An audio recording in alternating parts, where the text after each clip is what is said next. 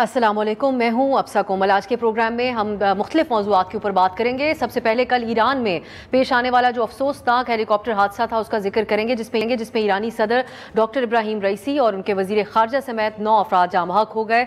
और प्रोग्राम का जो दीगर हिस्से होंगे उसके अंदर हमारा खुसूसी फोकस होगा आज जो सियासी अमूर हैं उनके हवाले से भी, अदालती अमूर, एक शायर जो लापता हुए उनके हवाले से अदालती समात और हुकूमती रद्द-ए-अमल था, इसमें शामिल होगा। और आखिरी हिस्से में खुसूसी तौर पर शहबाज राना साहब हमारे साथ होंगे और मौशी हालात के ऊपर हम बात करेंगे। IMF के साथ जो मुज़ाकरात चल रहे हैं उस हवाले से। कल शाम को ईरान के सदर इब्राहिम रईसी अपने साथियों के हमरा मशरकी आज़रबाईजान में डैम के इफ्तिताह की तकरीब के बाद तब्रेज़ शहर की तरफ वापस जा रहे थे। उनके हेलीकॉप्टर को ईरानी सूबे मशरकी आज़रबाईजान में हादसा पेश आया और इसमें जो जाँ बहक हुए, पहले तो इत्तलात, क्योंकि मौसम की ख़राबी थी, दुरुस्त इत्तलात नहीं पहुँच पा रही थी, लेकिन फिर कन्फर्म किया गया और जाँ बहक अफराद में ये कन्फर्म किया गया कि डॉक्टर इब्राहिम रईसी, ईरान के वज़ीर ख़ारजा अमीर अब्दुल्लाहियान, मशरकी आज़रबाईजान के गवर्नर मालिक रहमती, तब्रेज़ के इमाम सैयद मोहम्मद अल हाशिम, सदारती सिक्योरिटी यूनिट के कमांडर समेत हेलीकॉप्टर के पायलट्स जो है वो शामिल थे। तमाम जाँ बहक अफराद का जस्ते खाकी जाए वक़वा से मुंतकिल कर दिया गया तब्रेज़। अब इब्तदाई तौर पर इस हादसे को ख़राब मौसम ही बताया गया। ईरान ने इसको एक हादसा ही करार दिया, लेकिन आलमी मीडिया पर हर तरह की स्पेकुलेशंस का सिलसिला अभी तक जारी है। ईरानी सदर की वफ़ात के बाद नायब सदर जो है वो मोहम्मद मुख्बर 2 माह के लिए ईरान के अबूरी सदर मुकर्रर रहेंगे और उसके बाद 50 दिन के अंदर दोबारा सदारती इलेक्शन होगा। अब ये चंद हफ्ते पहले पाकिस्तान के लिए भी एक खसूसी अहमियत है डॉक्टर इब्राहिम रईसी की, क्योंकि वो पाकिस्तान के 3 रोज़ा दौरे पर आए थे और अपने इस दौरे में उन्होंने पाकिस्तान के मुख्तलिफ शहरों का दौरा किया और एक खसूसी मोहब्बत का इजहार पाकिस्तान से किया, जिसमें उन्होंने जो है वो अल्लामा इकबाल के शेर भी पढ़कर सुनाए, पाकिस्तान को ट्रिब्यूट, पाकिस्तान के जो ख़ास शख्सियात हैं उनको ट्रिब्यूट भी पेश किया। लेकिन जिस तरह उन्होंने फ़लस्तीन के लिए आवाज़ उठाई उनको बहुत ज़्यादा सराहा गया यहाँ पर। ये जो अफसोसनाक वाक़या है, इसमें पाकिस्तान ने 1 रोज़ा यौम सोग का ऐलान किया, कौमी परचम सरनगू रहा। वज़ीर आज़म शहबाज शरीफ ने पाकिस्तान में मौजूद ईरानी सफारत खाने में जाकर ताज़ियत की और सदर मुमलिकत आसिफ अली ज़रदारी ईरानी सदर के नमाज जनाजा में शिरकत भी करेंगे। तमाम इस्लामी ममालिक और आलमी रहनुमाओं की तरफ से भी बहुत ही अफसोस का इजहार किया गया है। अब हम बात करते हैं जो मुल्की मामलात हैं उसके हवाले से। आज वफाकी वज़ीर कानून की तरफ से एक प्रेस कॉन्फ्रेंस की गई और उसमें अदलिया को उनके हदूद क़यूद बताए गए। मारूफ शायर हैं अहमद फरहाद, वो आजकल ख़बरों की जीनत हैं। उनकी एक मशहूर नज़म है कि ये अपनी मर्ज़ी से सोचता है, इसे उठा लो। इससे वो जाने जाते थे, लेकिन जब से वो खुद गुमशुदा हुए तो ये नज़म अब हर ज़ुबान ज़द-ए-आम है। आज इस्लामाबाद हाई कोर्ट में इस मामले की समाअत हुई। दौरान समाअत जस्टिस मोहसिन अख्तर कियानी ने पुलिस की कारकर्दगी पर भी बरहमी का इजहार किया और ये भी कहा कि अब ये जो मामला है ये ISI और MI के दायरा इख्तियार से बाहर निकल गया है, क्योंकि उनकी तरफ से ये इसमें अपनी नाकामी बताई गई है। अदालत की तरफ से बड़े सख्त रिमार्क से मजीद उन्होंने कहा कि जब जजमेंट दूंगा तो ये मामला अगवा से कहीं और आगे निकल जाएगा। ये मामला इतना सादा और आसान नहीं, इस केस में एक मिसाइल कायम करनी है। वजीर कानून आजम तारड़ ने जस्टिस मोहसिन अख्तर कियानी के रिमार्क्स पर ही सवाल उठा दिया अपनी प्रेस कॉन्फ्रेंस में और कहा कि हमें सिक्के के दोनों रुख देखने चाहिए। मुनसिफ बहुत मुतहम्मिल मिजाज होता है।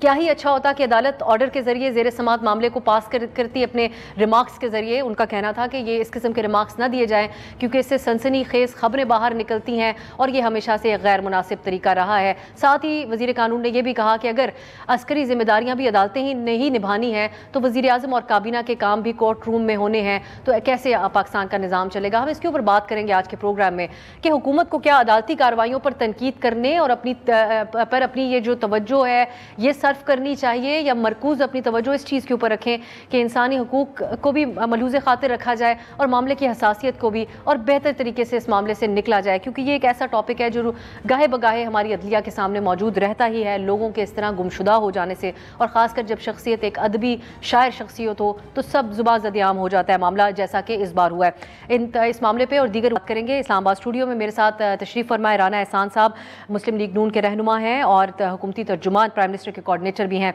सेनेटर रौन अब्बास साहब हमारे साथ हैं, सीनियर रहनुमा पाकिस्तान तहरीक इंसाफ। बहुत बहुत शुक्रिया आप दोनों का। राना साहब, पहले हम ईरानी सदर का मैं चाहूँगी कि हम एक आपसे कमेंट लेना चाहूँगी। जब अभी वो पाकिस्तान में थे तो उनकी बड़ी अहम मुलाकातें रहीं कैबिनेट मेंबर से भी, हुकूमती शख्सियात से भी, तो आप कुछ कहना चाहेंगे जिस हादसे में? डॉक्टर इब्राहिम रईसी जो थे, he was a friend of Pakistan, और उन्होंने हालिया दौरे के अंदर पाकिस्तान और ईरान की जो कह लें बायलैटरल रिलेशनशिप्स हैं उनको वो बहुत आगे ले जाना चाहते थे। तो एक बड़ा अफसोसनाक वाक़या है, वेरी सैड, और अल्लाह ताला गरीक रहमत करे और उनके अहल खाना को जो है वो सब्र दे। बल्कि पूरे ईरानियन नेशन के साथ हम सिंपथाइज़ करते हैं कि एक जो है बड़ा एक इंसिडेंट हुआ जो कि एक एक्सीडेंट था जो बताया जा रहा है। तो all are sympathies with the Iranian nation and doctor Ibrahim Raisi's family. Senator साहब, आप भी अगर कमेंट करना चाहें डॉक्टर इब्राहिम रईसी की, जिस तरह इस हादसे में वो जाँ बहक हुए हैं, उनके फॉरेन मिनिस्टर भी ईरान के। बिस्मिल्लाहिर्रहमानिर्रहीम। सबसे पहले कहना चाहूँगा कि एक बहुत ही रंजीदा है, मतलब सीरियसली ना सिर्फ पाकिस्तान, पूरा आलम इस्लाम इसके ऊपर बहुत रंजीदा है, और हम पूरी पाकिस्तानी कौम इस वक्त ईरान के अपने भाइयों के साथ इस गम में बराबर के शरीक हैं। इसके बहुत सारे रेपरकशंस हो सकते हैं। आई मीन उनका 2 हफ्ते पहले जो विजिट आया था, seriously I felt so closely attached to him.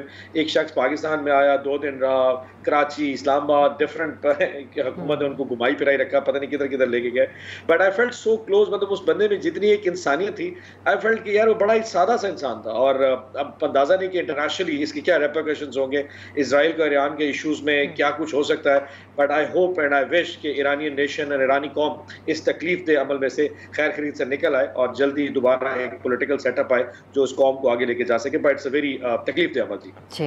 जी ठीक, अब हम दीगर मौज़ूआत की तरफ जाते हैं। मैं राना साहब, जो हमने इब्तदाई में जिक्र किया आज की अदालती कार्रवाई, कुछ रिमार्क्स आपके सामने मैंने रखे, बहुत सारे रिमार्क्स मैं नहीं रख पाई आपके सामने, लेकिन वज़ीर कानून का जो रद्द अमल था, ये जानना चाहूँगी हुकूमत को क्या बात सता रही है अदलिया के किरदार के हवाले से। बहुत सारी चीज़ें सता रही हैं, लेकिन इन दिस स्पेसिफिक केस वज़ीर कानून ने कहा कि अगर अस्करी दिफाई जिम्मेदारियां भी अदालत ने उठानी है तो फिर निज़ाम कैसे चलेगा। लेकिन अदालत के रूबरू तो एक शख्स के उठाए जाने का मामला है जो कि एक शायर है, तो ये दिफाई मसला कैसे है हुकूमत के? देखें, इसके अंदर बात यह है कि उन्होंने एक प्रिंसिपल की बात की है। देखें, जो जुडिशरी होती है वो अपने जो उसके जो डिसीजंस होती हैं वो बोलती हैं कि क्या मामला है और कैसे जा रहा है।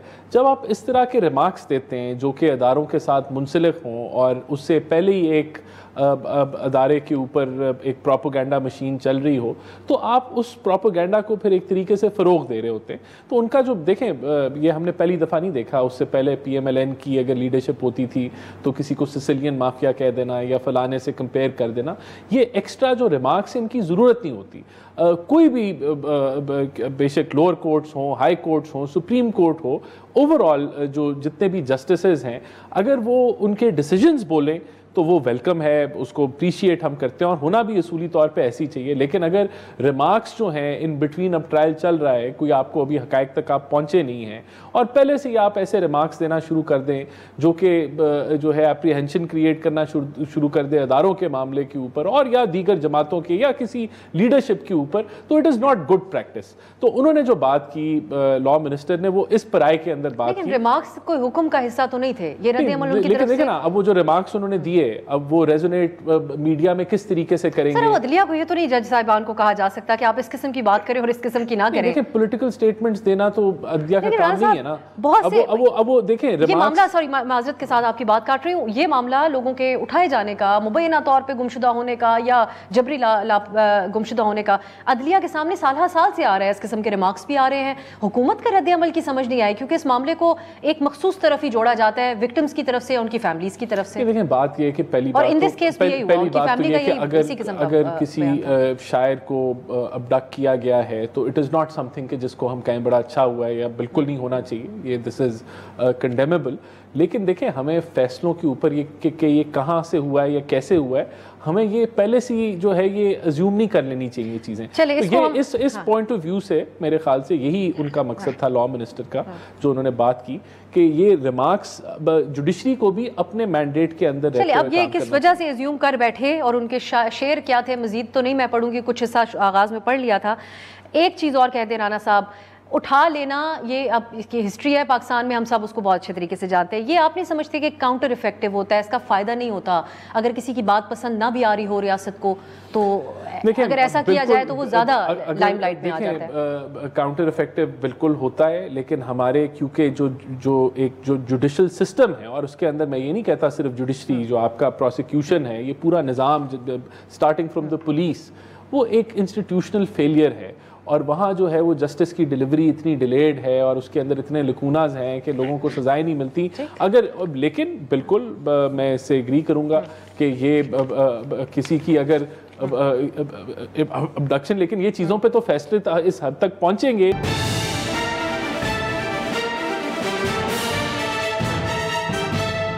और अब्बास साहब, आपके दौर में भी बहुत सारी चीज़ें इस किस्म की शिकायतें थीं उठा लिए जाने की, सहाफ़ियों की तरफ से जो है वो उनके ऊपर जबर करने के हवाले से। पैका के कानून में तरमीम आप लोगों ने की, सब सरापा एहतजाज हुए। यही मुस्लिम लीग नून और पीपल्स पार्टी सहाफ़ियों के साथ आकर स्टेज पर भी उस वक्त बैठे सॉलिडारिटी के लिए। अब मैं ये जानना चाहूँगी कि ये हुकूमत भी डिजिटल राइट्स के हवाले से कानून साजी करने जा रही है, फिर आवाज़ें जो हैं रियासत या फिर हुकूमत से मुत्तफिक ना हो जो आवाज़ें, उनके लिए ये हालात हैं। तो क्या आप सब ने अपना हिस्सा नहीं डाला आज जिन हालात में हम खड़े हैं इस मुल्क में? आई थिंक ये थोड़ा सा अनफेयर हो जाएगा हमारे साथ कि हमने कितना हिस्सा डाला और कितना नहीं डाला। अगर हमारे दौर में ऐसे कुछ वाकयात हुए भी सही, तो उससे कम से कम ये जरूर कह हमने उसको डिफेंड कभी नहीं किया। हमने कहीं ये कह दिया कि हमें पता नहीं है, ये कुछ और मामलात होंगे, क्योंकि जहां स्टेट रिएक्ट कर रही होती है, जो सिटिंग गवर्नमेंट है, मुझे अंदाजा है कि उसके कितने पार पुर्जे होते हैं और कितना उसको काटा जा सकता है। But having said that, Rana साहब की ऑल ड्यू रिस्पेक्ट, एक मॉब मेंटालिटी है इस सिटिंग गवर्नमेंट में।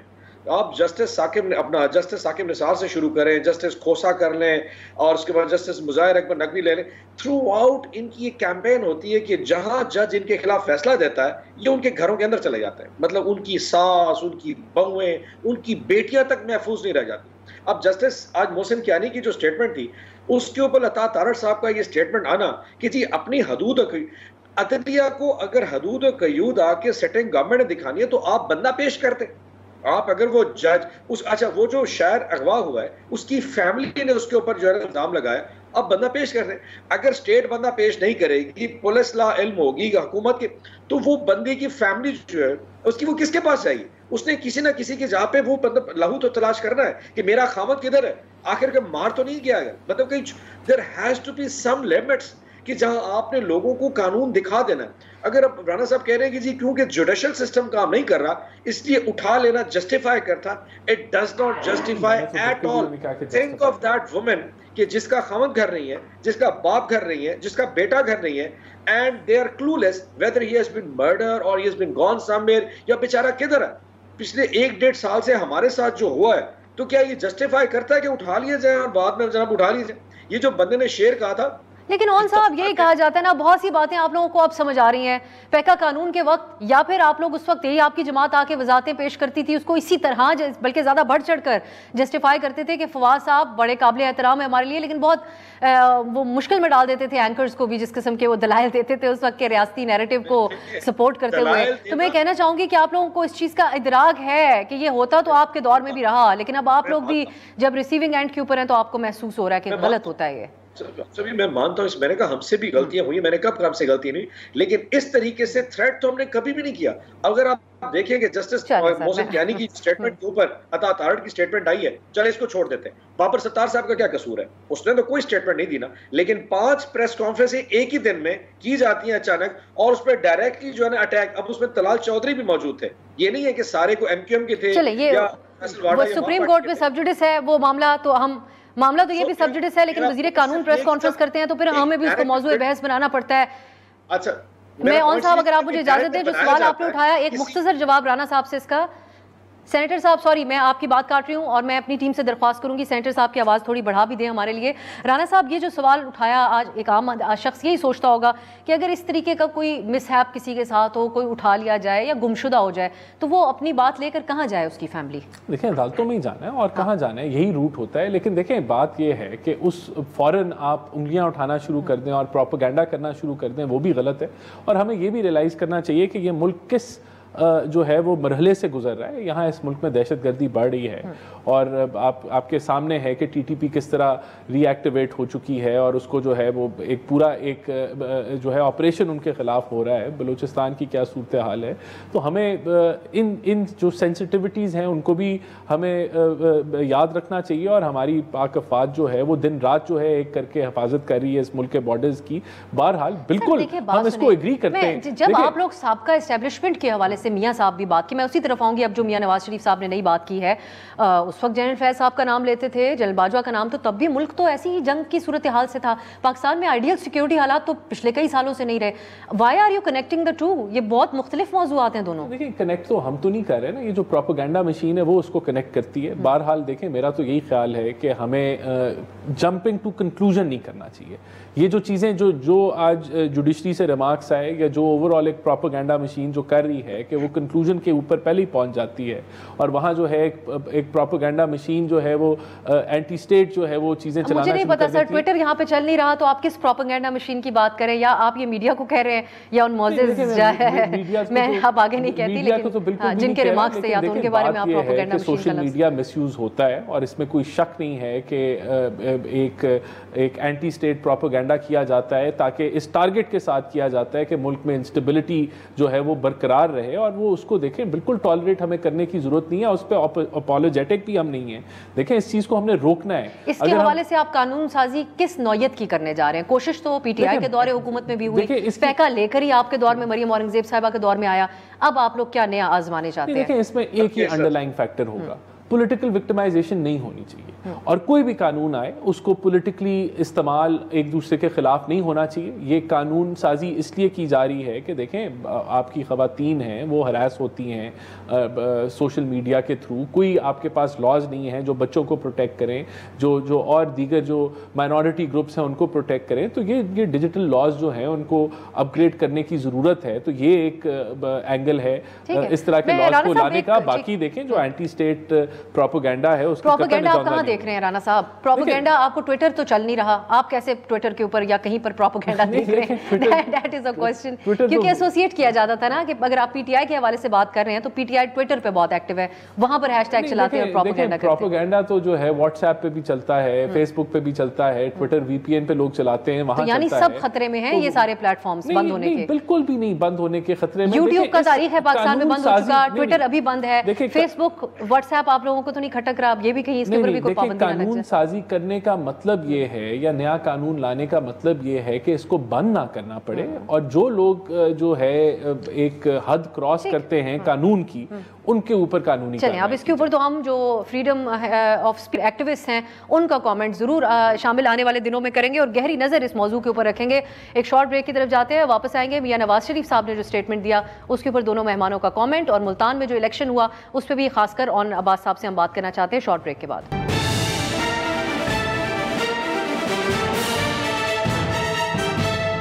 खुश आमदीद। अब हम बात करते हैं मियां नवाज शरीफ ने जो स्टेटमेंट्स जो दिया है, काफ़ी अरसे बाद उन्होंने बात की, सब इंतज़ार में थे कि वो क्या बात करेंगे, लेकिन उन्होंने कहा कि एक तो उनका मुतालबा ये कह सकते हैं हम कि जो पुराना बयानिया है उसके साथ एक और बार मियां साहब ने एंट्री दी है। तो पाकिस्तान को जिन्होंने तबाह किया, लंदन प्लान बनाया, उनका एहतसाब होना चाहिए, ये मियां साहब ने मुतालबा किया।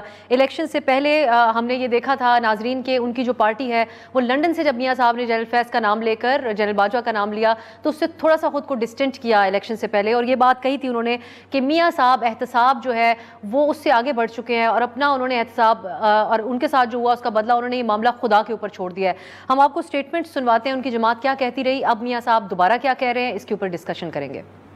मीटिंग में कुछ लोगों का ये भी मौक़िफ़ है कि जी एहतसाब का नारा लगना चाहिए। अक्सरियत जो है वो ये समझती है कि ये नारे पिट चुके हैं एहतसाब के ऊपर कि जी पकड़ लेंगे, ये कर देंगे, वो कर देंगे। आम आदमी वो ये कहेगा कि जी मुझे यहाँ से किस तरह से रिलीफ मिलेगा। पाकिस्तान के तमाम अदारों में खुद एहतसाबी का एक तरीकाकार मौजूद है। हमारी ये ख्वाहिश कोशिश है कि उन अदारों के अंदर खुद एहतसाबी का जो तरीकाकार है वो अमल में आ सके। नवाज शरीफ वापस आ रहा है इंतकाम लेने के लिए नहीं, नवाज शरीफ आ रहा है कौम के जख्म पर मरहम रखने के लिए। अपना मुकदमा वो अल्लाह पे छोड़ेगा।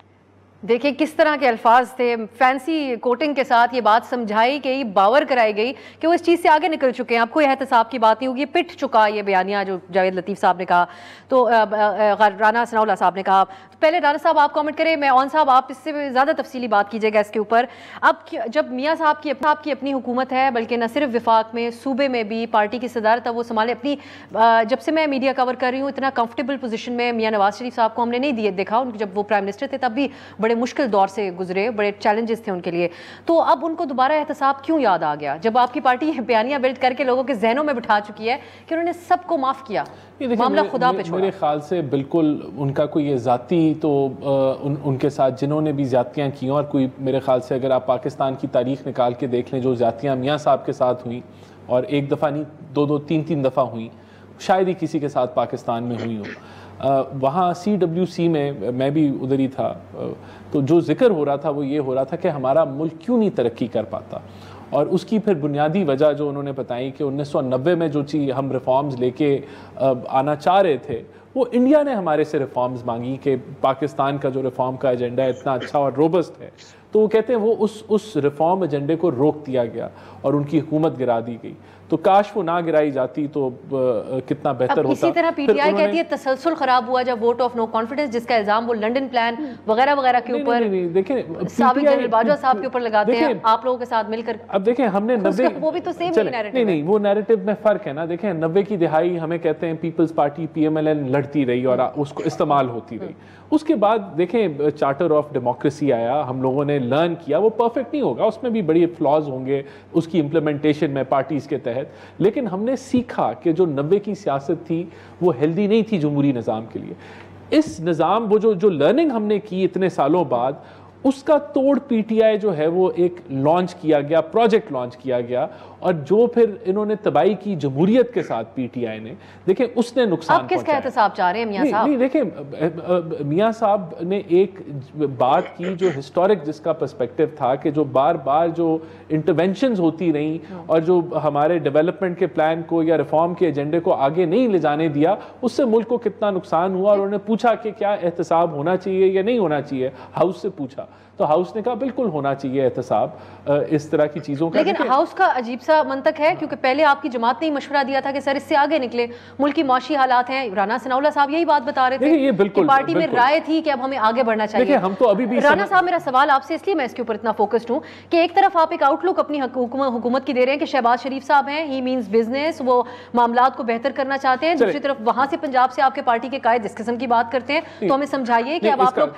PTI वाले अंदाजे सियासत की तरफ जा रहे हैं जो उस वक्त उनका नैरेटिव है कि हमें एहतसाब चाहिए, या आप लोग शहबाज? आपका बिल्कुल गेट योर सवाल, इसका स्पेसिफिक जवाब ये है कि हमने मुल्क को आगे लेके जाना है, लेकिन हमें एज पॉलिटिकल एंटिटीज और पॉलिटिकल पार्टीज ये इंट्रोस्पेक्शन करने की ज़रूरत है। और एहतसाब जो है ना, अब सा मैं एक बात क्लियर कर दूं, वो तभी मुमकिन है यानी कि जब सब जमातें इकट्ठी होके इस मौजू के ऊपर बैठें और वो एग्री करें। उसके अलावा ये नहीं हो सकता। अगर हमारी अकेली जमात चाहे कि हमने इस एजेंडे पे चलना है, हम नहीं कर सकते। अगर पीपल्स पार्टी और PMLN चाहे, ये नहीं हो सकता। ये तभी होगा जब सब इकट्ठे हों। ऑन साहब, आप लोगों ने भी एहतसाब के नाम के ऊपर नारा लगाया, अवाम ने में पजीराई मिली, हुकूमत बनाई आप लोगों ने, लेकिन इस वक्त एक ही जगह पर खड़े हो गए हैं। आप लोग जो बात कर रहे हैं, मियां नवाज शरीफ साहब जो बात कर रहे हैं, एहतसाब लंदन प्लान की बात आपकी जमात कर रही है, मियां साहब भी कर रहे हैं। एक और जो इदारा है उनकी तरफ से जो ISPR ने प्रेस कॉन्फ्रेंस की, उसमें भी जो PTI का धरना था तब से लेकर एहतसाब करने की बात की। अभी तो ये एहतसाब का लफ्ज एक जोक की तरह साउंड कर रहा है, लेकिन आपको कैसा लग रहा है जो मियां साहब ने बयान दिया? मैं थोड़ा सा उस पर जाने से पहले एक छोटी सी चीज़ पिछले ब्रेक में रहा क्लियर कर दूं कि नून लीग का एक इशू और भी बहुत टेक्निकल है कि ये जजेस की जो पर्सनल कैरेक्टर असैसिनेशन करती है, इसका प्रॉपर एक नैरेटिव बिल्डिंग है। आपने मुझे बाबर सत्तार साहब की बात से रोक दिया, चले छोड़ देते हैं उनकी जो प्रेस कॉन्फ्रेंस हुई।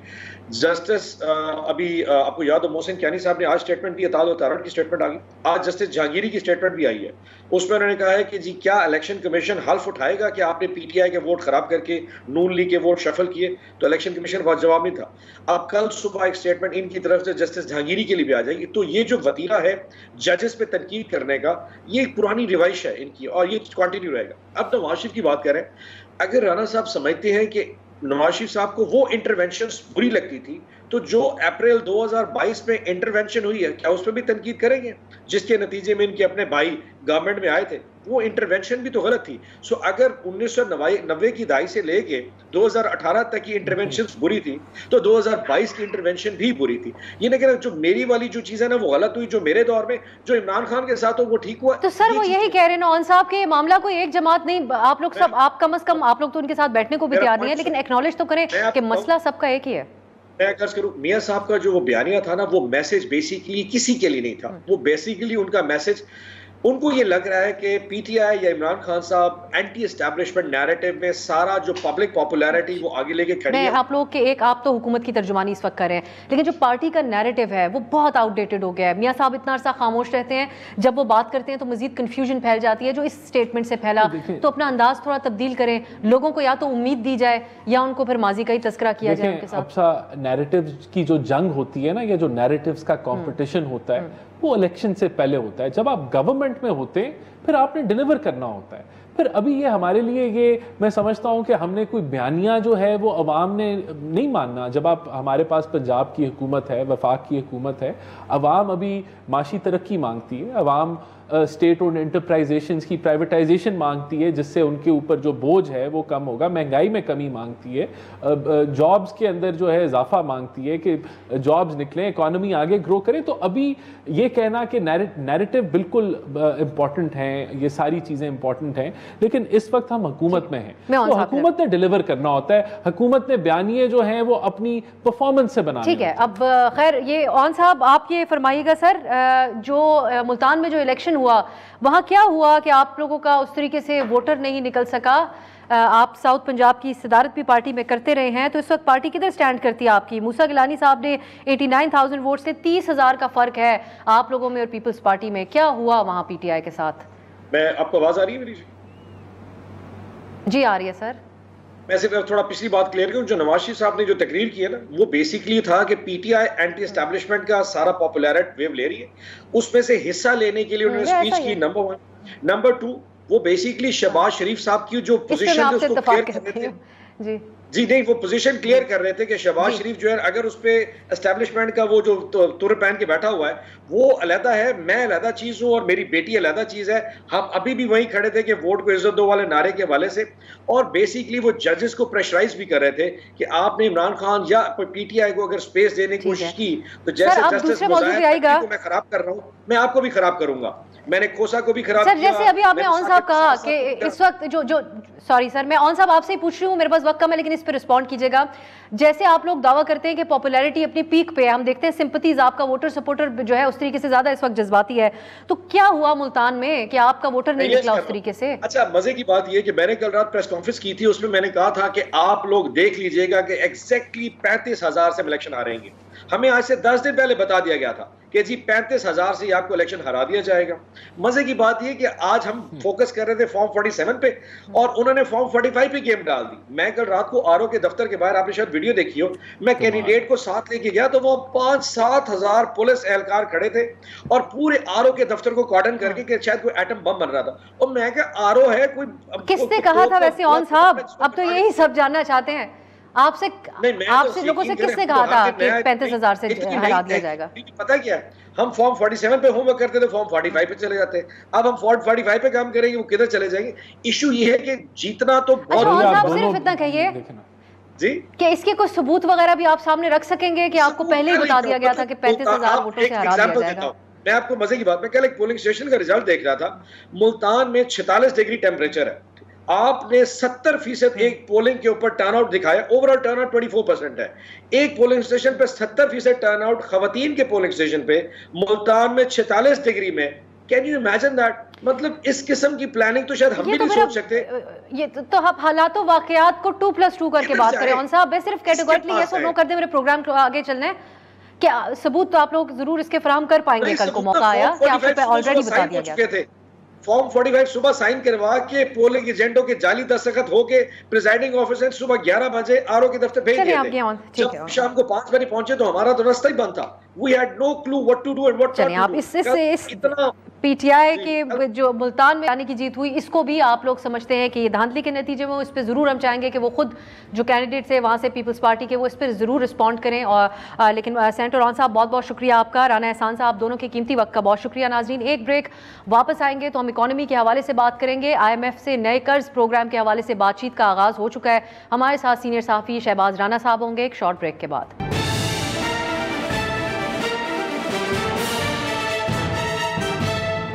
ब्रेक के बाद खुश आमदीद। अब हम बात करते हैं मुल्की मईशत के हवाले से। आज पाकिस्तान और IMF के दरमियान पॉलिसी सतह के मुज़ाकरात का पहला दौर हुआ। ये सिलसिला अब कुछ दिन जारी रहेगा अगले। लेकिन कुछ ऐसे जो सबकी नज़रें रहती हैं पाकिस्तान में, वो इस कर्ज प्रोग्राम की शराइत IMF की जो है, ये पाकिस्तान में बच्चा बच्चा जानता है कि उसके किस तरह डायरेक्टली असरात होते हैं एक आम शहरी के ऊपर उसके हवाले से रहती हैं। कुछ चंद एक चीज़ें जिनमें से जो ज़्यादा पब्लिक इंटरेस्ट की भी हैं और जो उसके ऊपर मैं उसका अगर तस्करा करूँ तो IMF बारहा पाकिस्तान से अखराजात में और खसारे को कंट्रोल करने के हवाले से कहता है। फिर उसके अलावा पेंशन्स पर टैक्स लगाने की भी बात है, जो 1 लाख से ज़ायद की पेंशन्स हैं। सब्सिडीज़ को कम करने के हवाले से जोर दिया जाता है। बिजली महंगी होगी इन इम्प्लीमेंटेशन करके इन तमाम शराइत की। रियल इस्टेट के हवाले से जो एक बहुत ज़्यादा उनका इस बात के ऊपर मुसर हैं, बारहा पाकिस्तान को कहा जाता है, वो ये है कि उसको दस्तावेजी डॉक्यूमेंटेड किया जाए और टैक्स चोरी को रोका जाए पाकिस्तान में। सो ये तमाम चीज़ें हैं। लेकिन इसके साथ अब आगे बजट आने जा रहा है। पाकिस्तान के आम शहरी की ज़िंदगी के ऊपर इसका क्या असर होगा, इस हवाले से हम बात करेंगे। एक और सूरत हाल, शमसी तवानाई सोलर पैनल्स जो लोगों ने बड़ी खुशी से हुकूमत की हौसला अफजाई करने की वजह से लगा लिए थे, वो उसके ऊपर हुकूमती पॉलिसी भी बहुत तनाज़े का शिकार है। एक तरफ वज़ीर तवानाई इसके हवाले से आप बात करते हैं तो वो सोलर नेट मीटरिंग पॉलिसी के जायज़ा लेने के हवाले से करते हैं। एक जो खबर रिपोर्ट हुई एक्सप्रेस ट्रिब्यून में शहबाज राना साहब की, उस हवाले से भी वो ये कहते हैं कि इन खबरों में सदाकत नहीं, लेकिन खुद जो उन्होंने बयान दिया वो बहुत कन्फ्यूजिंग था। वो वही बात कर रहे थे समहाउ जो इस खबर के अंदर कही गई थी। तो सहाफ़ी शहबाज राना साहब हमारे साथ मौजूद है जिनकी ये खबर थी, उनसे इस पर भी बात करेंगे। ओवरऑल माशी हालात के हवाले से शहबाज साहब बहुत बहुत शुक्रिया आपका। पहले हम बात कर लेते हैं जो आज मुज़ाकरात का दौर हुआ। ये आप क्या कह सकते हैं, जिन कुछ शराइत का तो हमने जिक्र किया है, लेकिन इस वक्त जो आइंदा बजट आने वाला है उससे आवाम क्या एक्सपेक्ट करें? IMF की शराइत किस हद तक पाकिस्तान को इम्प्लीमेंट करनी पड़ेंगी? आम आदमी के हालात पे कैसा बजट आएगा? देखिए जी, IMF की शराइत ना इम्प्लीमेंट करने का तो सवाल ही नहीं है ना। आपने IMF के जो मिशन को यहाँ पे इसलिए बुलाया कि वो आपके बजट को अप्रूव करें। प्राइमरीली इस वक्त जो IMF का मिशन पाकिस्तान में है, ये आपको कर्जा देने के लिए नहीं आया।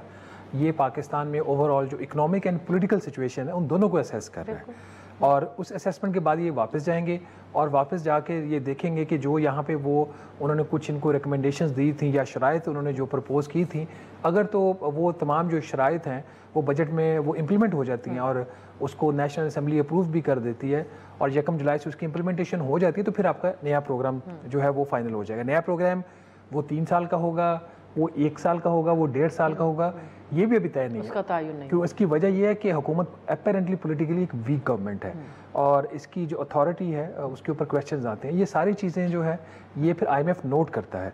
क्या इनका आवाम के ऊपर क्या असर पड़ेगा ये तो सबको नोन है। जिस किस्म की शराइत हैं खुद हुकूमत बता चुकी है IMF को कि जुलाई में 3 किस्म की बिजली की कीमतों में इजाफा होगा, मंथली प्राइस एडजस्टमेंट आएगी, फिर सहमाही बुनियादों पर जो सबसे बड़ा जो इजाफा होता है सालाना बुनियादों पर वो होगा, फिर टैक्सेस की 1300 अरब रुपए के नए टैक्सेस की बात हो रही है और एग्जिस्टिंग जो बेस है नए टैक्सेस मिला के और एग्जिस्टिंग बेस से इजाफी टैक्सेस दोनों को मिलाएं तो 3200 अरब रुपए इजाफी टैक्स इकट्ठा करने की बात और इकॉनमी इस वक्त सिंक कर रही है।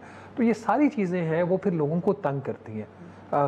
क्या गवर्नमेंट के पास चॉइस नहीं है? हाँ नहीं, तो लेकिन मैं ये भी जानना चाहती हूँ ये कितना बड़ा फैक्टर है पॉलिटिकल पाकिस्तान के अंदर जो सूरत हाल है वो इस्तेहकाम तो कभी नहीं रहा। पाकिस्तान ने पहले भी बड़े सारे IMF के प्रोग्राम मुकम्मल किए। सो ये इस बार कितना बड़ा फैक्टर है और आपने मुख्तलिफ अदवार मुख्तलिफ प्रोग्राम्स को मॉनिटर किया।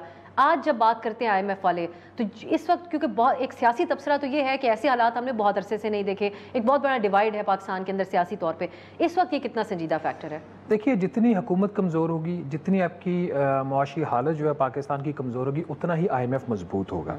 IMF is acting like a viceroy.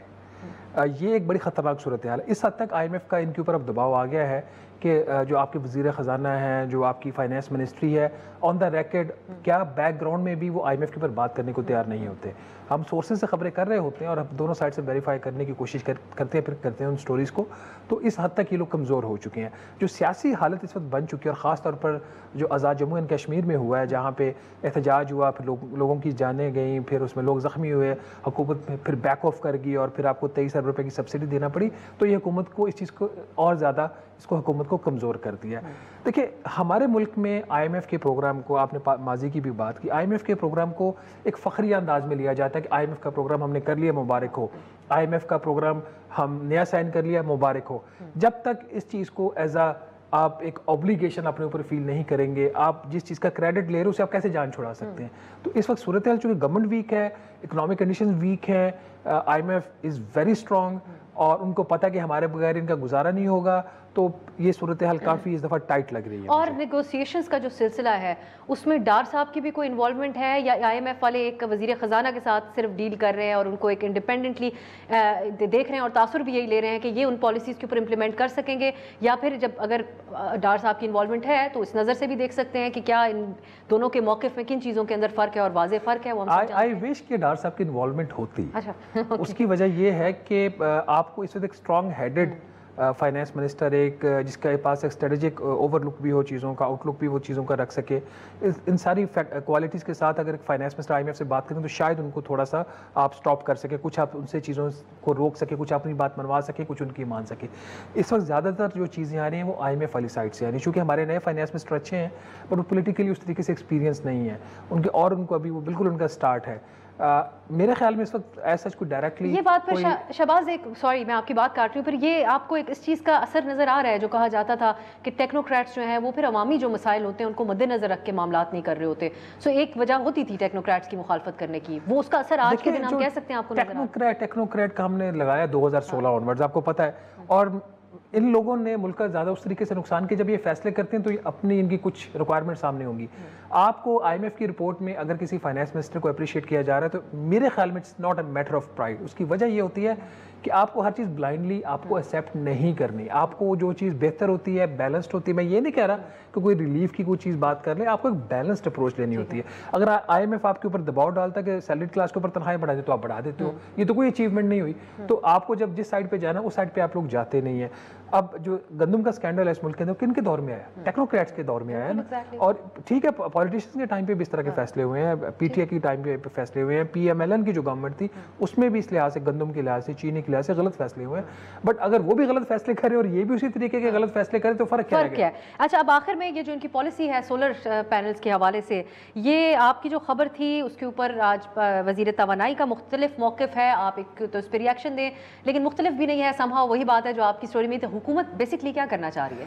देखिए, एक तो जब हमको खबर कर देते हैं और अगले दिन मिनिस्ट्री को एक राइट होता है वो कम से कम रिएक्ट तो कर सके ना, तो मैं उनको उस चीज़ का क्रेडिट दूंगा, मैं उनको मार्जिन भी दूंगा। ऐसे तरीके से बेचारे उनकी मजबूरी होती। मुझे अगर मेरी ये खबर गलत होती तो मैं खुश होता ये बात सुनकर, अगर अवैस लगारी साहब ये बात कहते कि मैंने या मेरे सेक्रेटरी ने या मेरी वजारत ने IMF को इसके हवाले से कोई ब्रीफिंग नहीं दी, मैं बड़ा खुश होता। अगर वो कोई जनरल स्टेटमेंट दे देंगे कि ऐसी जी गलत बातें हो रही हैं, ऐसी कोई बात नहीं, हम ये नहीं करेंगे तो पूछ के करेंगे, मौजूदा के ऊपर इंप्लीकेशन नहीं आएगी, जो कंज्यूमर्स अगले कंज्यूमर्स पे आएंगी, इसका मतलब है वो बेचारे बीच बचाव क्योंकि वो वजारत एक क्विकली बस आप बता दीजिएगा, क्योंकि मुझे फिर मैं क्लोज करूँगी। ये इसकी वजह क्या बन रही है? ये IPPs का जो कि एक बहुत इन्फ्लुएंशियल पाकिस्तान के अंदर है, उनका दबाव है, ये IMF की वजह से, ये क्यों हुकूमत को करना पड़ा? IMF से कोई ताल्लुक नहीं है। हम खुद IMF के पास गए थे कि हमारी जो डिमांड है बिजली की वो कम हो रही है क्योंकि लोग सोलर की तरफ शिफ्ट हो रहे हैं। हुकूमत ये नहीं मान रही कि हमने बिजली इतनी महंगी कर दी है इसलिए लोग सोलर पे जा रहे हैं। वो कह रहे हैं चूंकि सोलर की तरफ जा रहे हैं, डिमांड कम हो रही है, तो हम ये पॉलिसी चेंज करने जा रहे हैं। तो इसके पीछे ये फैक्टर है, और ये IMF की तरफ से मैं अगेन कह रहा हूं, उस तरह की कोई शर्त नहीं है कि आप इसको खत्म करिए, हुकूमत कर रही है। बिल्कुल सही, बहुत बहुत शुक्रिया शहबाज राना साहब आपके कीमती वक्त का। नाज़रीन, गुफ्तगू आपने मुलाहिजा की। आने वाले दिनों में हम एक सिलसिला जारी रखेंगे, मुल्की मौशी हालात के हवाले से एक खास सेगमेंट होगा। जब तक बजट आता है उससे पहले आपको इस पर आगाह रखेंगे। आज के लिए इजाज़त दीजिए, खुदा हाफिज़।